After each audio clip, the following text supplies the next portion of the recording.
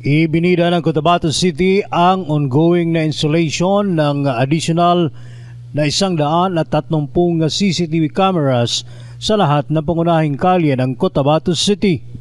Ayon sa alkalde ng lungsod na si Mayor Bruce Matabalaw, pagkatapos ma-install ang mga traffic lights sa pangunahing kalye ng lungsod, ay sumunod naman ito ang instalasyon ng karagdagang 130 CCTV cameras.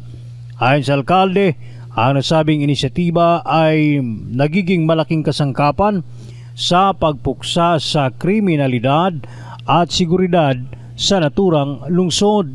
Dagdag pa ng alkalde sa ibang post nito sa social media na hindi umano bulag ang mga Cotabateños na hindi nakikita ang malaking pagbabago ng lungsod ng Cotabato City simula nang siya ang naupong alkalde.